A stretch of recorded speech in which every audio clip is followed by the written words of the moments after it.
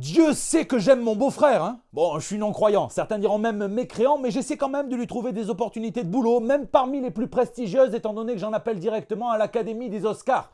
La prochaine fois que vous avez besoin d'un type pour se foutre à poil et venir remettre une de vos statuettes, pensez à mon beau-frère, hein. Je dis ça pour vous, puisque niveau budget, hein, là ça vous coûtera qu'un demi-timbre, pas une enveloppe. Rendez-vous à la Clermont Geek ce week-end où je serai sur le stand de l'association Teach Drink and Draw avec plein de super artistes, Sylvain Repos, Goran Suzuka, Kessianier, Malco Castello pour ne citer que. J'aurai le plaisir d'animer une battle de dessin avec tous ces quatre et une table ronde avec ces quatre aussi. Donc on vous attend très nombreux. En attendant, ici votre fidèle commis des comics. Vous êtes dans l'émission qui fait le tour de l'actu de l'industrie du comic book et de tous ses dérivés. C'est le 442e JT Comics et évidemment qu'il est dédié à Monsieur Akira Toriyama, parti trop tôt, hein, mais quand même en ayant eu le temps de laisser son empreinte sur la pop culture mondiale ou même interplanétaire, hein, puisque je pense que si les aliens nous écoutent sans entrer en contact avec nous, c'est simplement parce qu'ils nous trouvent trop cons, mais qu'ils ne veulent pas louper un seul épisode de Dragon Ball. Hein. Bon, il y a Libération qui a titré Dragon Ball Dead, hein, ça choque, mais c'est vrai que c'est leur marque de fabrique, c'est leur façon de rendre hommage, hein, c'est mieux ça que Akira Toriyama. Hein, il n'y a aucun besoin de prouver l'influence de ce grand mangaka, mais regardez quand même cette présentatrice de Fox News qui s'est habillée aux couleurs iconiques de la tenue de Goku, orange et bleu pour présenter son émission. Et d'habitude, eux, ils sont plus Guantanamo que DBZ, donc c'est très très bien. Hein. Je dis ça, je dis rien, mais nous, quand Jacques Chirac est mort, on n'a vu personne sur CNews s'habiller en Frenchy Blinders. Hein. Merci beaucoup, Akira, repose en paix et passons tout de suite aux news de la semaine.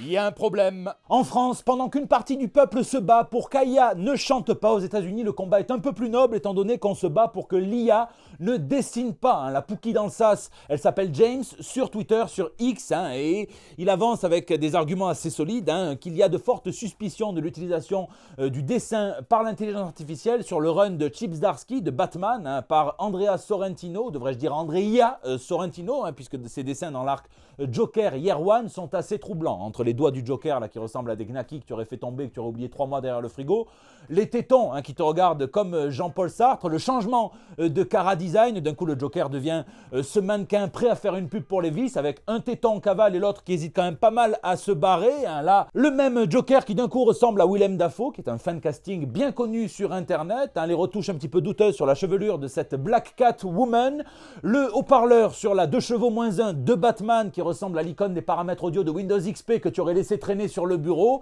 Ça pue tout ça et je vous avoue que ça ne m'étonne pas tellement de la part d'Andrea Sorrentino, dont j'ai toujours trouvé les dessins un petit peu rigides, raides, référence photo, mais ça tout le monde le fait, hein, ça c'est sûr, voire même peut-être du décalcage, hein, mais là c'est vrai qu'on est encore un degré au-dessus, puisque pourquoi avoir fait ce pari stylistique de vouloir faire de la peinture digitale? Pourquoi avoir pris ce risque?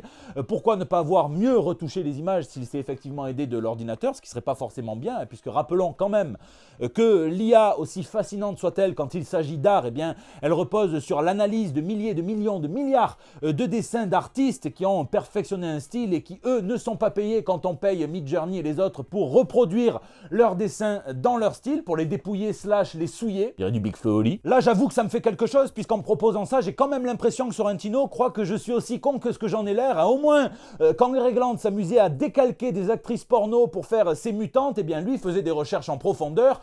Puis Stephen, puisqu'on aurait toujours dit que ces personnages avaient l'air soit sur le point d'éternuer, soit sur le point de jouir, et dans les deux cas, il faisait bosser au moins 2 marques, Kleenex et Canson. À l'heure où je tourne, ni DC, ni Zdarsky, ni Sorrentino n'ont fait de commentaires. Je vous laisse en tout cas me dire ce que vous pensez de cette affaire qui risque de se multiplier dans les années à venir dans les commentaires.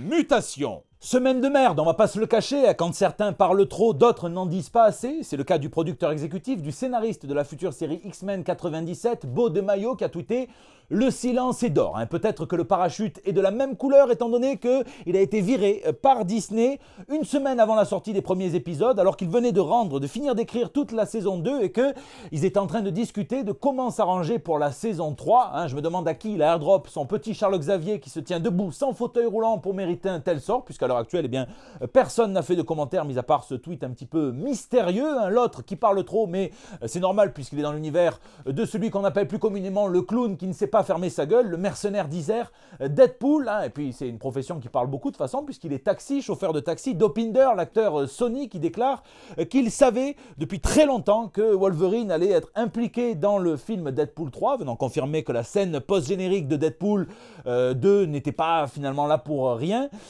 Après, quand il nous dit quel était le pitch, je vous avoue qu'il n'y avait pas besoin d'aller déterrer Logan pour ça, hein, puisqu'il s'agit d'un road movie dans lequel les deux partaient sauver Noël. Hein, je me demande combien ça coûte pour aller en taxi jusqu'en Laponie, mais j'ai pas envie de payer la course, hein, puisqu'il dit qu'en fait, il a donné les premiers éléments du script qu'il avait reçu à son futur mec lors de leur premier date, sauf qu'ils sont ensemble depuis 2018, donc un an à peine après Logan, et alors tout juste que Deadpool 2 venait de sortir. Profaner cette sainte tombe juste pour aller voir le Papa Noël, fallait peut-être mieux que Disney rachète la Fox finalement, hein, ça a déjà été fait dans les comics par Scotty Young et l'excellent Nick Klein, dans lequel tous les enfants qui n'ont pas reçu de cadeaux un 25 décembre au matin se cotisent, ils font un GoFundMe, hein, ils font une cagnotte litchi, ils embauchent Deadpool pour aller massacrer le Père Noël, hein, c'est le règne de l'enfant roi ou des HPI, peut-être, on ne sait pas, hein. Bon, évidemment que le Père Noël se rend là-bas et puis il découvre un Père Noël qui apparemment s'est remis en forme et en plus est un petit peu bourré, hein, et qui lui explique un petit peu ce qui se passe au final. Je vous laisse découvrir tout ça, hein. Ryan Reynolds avait déjà indiqué qu'un film de Noël était en cours et s'était perdu dans les tuyaux de la fusion entre Disney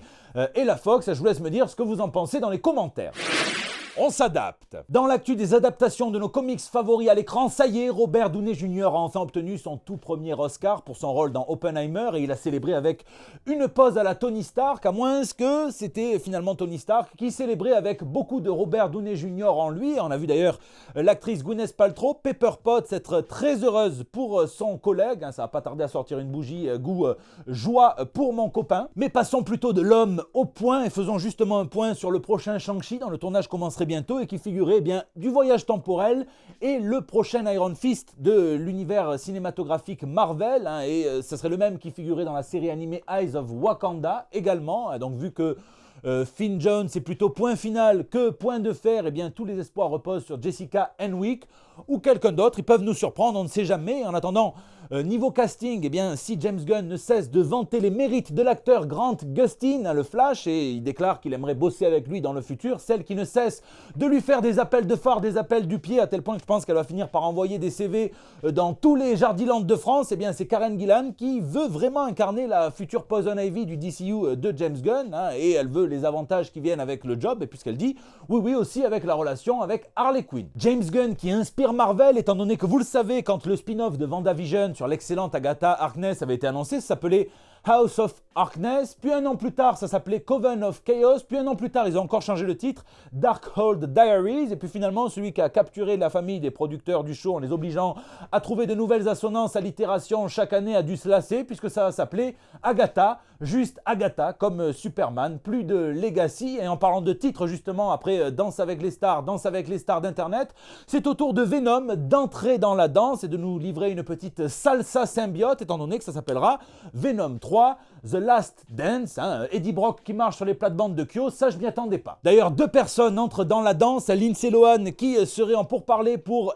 entrer dans le MCU, dans une héroïne femme fatale, et aussi, et ça c'est bizarre que ça ait fuité, l'actrice Natalie Tena qui aurait signé pour un projet de chez Marvel parmi tous ceux qui sont en train d'être tournés, hein, et un qui malheureusement, et c'est important quand on danse, n'est plus dans les temps, c'est The Batman 2 de Matt Reeves qui prend un an de retard et qui sortira en octobre 2026, mais si c'est pour mieux nous le soigner, on danse avec vous. 100% comics. Pour Jésus, on n'a jamais su, mais un qui revient toujours, c'est Thanos, hein, celui qui a le menton le plus couillu de tout l'univers Marvel, reviendra à l'occasion d'un grand événement cet été, hein, et ça parlera forcément de baston et de mort, comme ça avait été scénarisé par les frères Lopez. Puis pour ceux qui aiment bien la nostalgie, sachez que le numéro 35 des X-Men marquera la toute fin, le point final de l'ère Krakoan, celle qu'avait commencé Jonathan Hickman, et que quand Marvel compte avec, en rajoutant la TVA en gros, hein, et bien quand il compte comme s'il n'y avait jamais eu de reboot de relaunch, ça serait le numéro 700 de la série X-Men, donc forcément c'est un anniversaire, c'est une célébration. Et ils ressortent Chris Claremont, le scénariste qui est quand même le seul à être payé en contrat d'exclusivité par Marvel depuis des années pour ne pas écrire. Là, ils l'ont autorisé à faire quelque chose, donc on verra ce que ça sera. Et puis au pire, on ira relire son run iconique sur les mutants. Et puis pour ceux qui sont plutôt dans le futur, cette ère Krakoan, pour le personnage d'Apocalypse, a été une véritable transformation radicale, à tel point qu'on va avoir droit dans une mini-série en 4 chapitres par Steve Fox et Nato Diaz à sa succession. Comment ça va s'arranger? Eh bien, il y aura 12 candidats avec des profils aussi atypiques que Mr. Sinister, la Wolverine ou Apocalypse Girl, et qu'à la fin, eh bien, il n'en restera qu'un. Je ne sais pas si on est chez Marvel ou sur TF1. Pour tous ceux qui sont intéressés par une nouvelle expérience de jeu de rôle, sachez que Marvel a sorti son propre système avec les D616, sauf que ça se joue avec 3D6, mais il propose quelque chose, et là, c'est Cullen Bunn qui revient sur le personnage de Deadpool pour proposer un one-shot, un récit complet qui est jouable, donc soit avec Deadpool, soit vous pouvez incarner son équipe, soit vous pouvez briser le 4e mur à condition qu'il ne soit pas porteur et puis incarner des personnages entièrement originaux, pour ceux qui veulent tester. C'est pas la première fois qu'il joue avec ce personnage, il nous a donné un comics dont vous êtes le héros de Deadpool qui était très très marrant. Et puis alors chez DC, c'est la magicienne iconique qui revient, puisque Zatanna va être à Las Vegas et va être confrontée au péché de son passé. C'est par Mariko Tamaki et Javier Rodriguez, ça sera sur le Black Label, le label soi-disant adulte de chez DC, mais faites attention, on ne peut pas y montrer toutes les baguettes qu'on veut, même si là, dans le cas de Zatanna, c'est plutôt elle qui est habituée à nous la faire à l'envers. En tout cas, ça a l'air très beau. Lisez. Cette semaine, je lis encore tous les ouvrages des invités de la Teach Drink and Draw à la Clermont Geek, pour être sûr de tout bien maîtriser. Mais j'ai trouvé le temps de lire Les Justiciers de la Justice par Sty et Stivo, avec mon fils en plus. Et c'est l'histoire de 3 enfants, 2 garçons, 1 fille, et de leur putois, Jean Prout, qui veulent devenir des super-héros. Mais évidemment, comment en pratique et en théorie on fait, donc c'est une suite de gags en strip reliés par un vrai fil rouge. Et c'est très drôle, c'est à lire évidemment avec son enfant, parce que ça permet de le découvrir sous d'autres yeux, et puis on peut lui expliquer des trucs, parce que tu sens que c'est des mecs qui ont baigné dans la culture super-héroïque.